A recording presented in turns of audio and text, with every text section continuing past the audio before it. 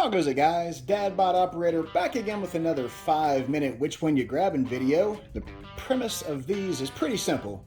You're walking out the door with only 10 seconds to spare, and you're walking out the door forever. You got to grab one of these two rifles on the way out the door, and you can only choose one. Which one you grabbing? I'm going to go through both rifles very quickly, and at the end I'm going to ask you to put in the comments whether you're going to choose the Daniel Defense DDM4V7 or the Daniel Defense MK18. Let's go.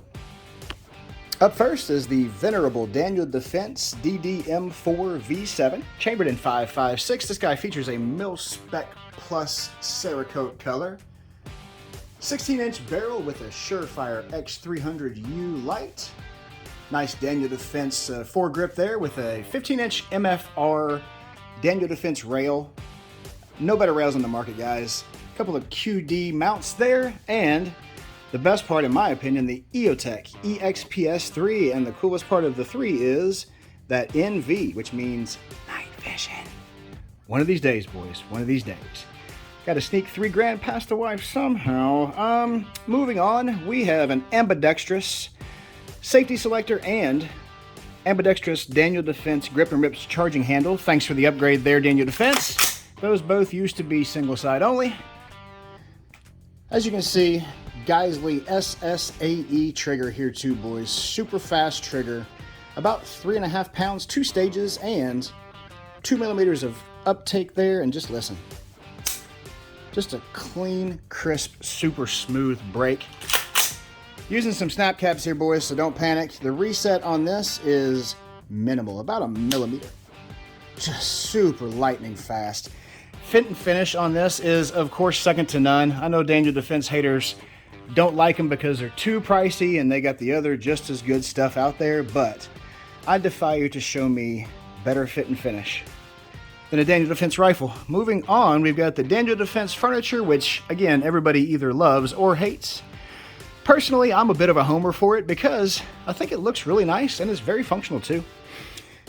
This rifle is going to be a great all-around use rifle, but if you're in a city, you can't do much better than the upcoming one we're talking about next. And that is the king of CQB, the Daniel Defense MK18.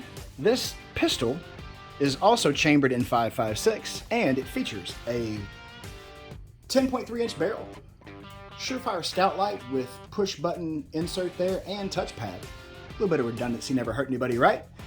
RIS2 rail on this is the choice of SOCOM for their MK18s for a very long time, and you can see why. Absolutely bomb-proof. Got 6 bolts locking it up to your upper receiver there. You could drop this thing off a mountain and it's not going anywhere. Moving on down, we've got an Aimpoint T2 because Aimpoint for the win. Put some KNS, anti-walk pins on here as well to kind of keep that FDE flare going on. Moving on down, we got a Radian Talon 45-degree ambi safety selector. I do like the ambi part, especially on the Radians, because even with the safety engaged, I can still get my finger in there without having to worry about rubbing up against a safety. I did keep the trigger on this guy mil-spec, and I'll tell you why. This is my home defense gun. Daniel Defense grip and rip charging handle there as well. And with regards to the trigger, I don't want a super light 3.5 pound trigger on my home defense gun, guys. So I put the mil-spec trigger from my LWRC A5 in here because it is a polished nickel trigger.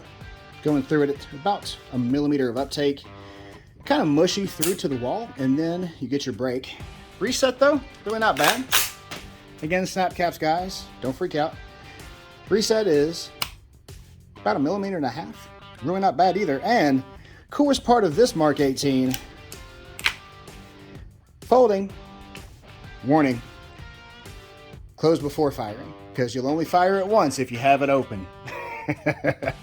It'll fire, but you see this little guy right here holding your bolt in? That won't be there anymore. So don't shoot it if you want to keep it intact.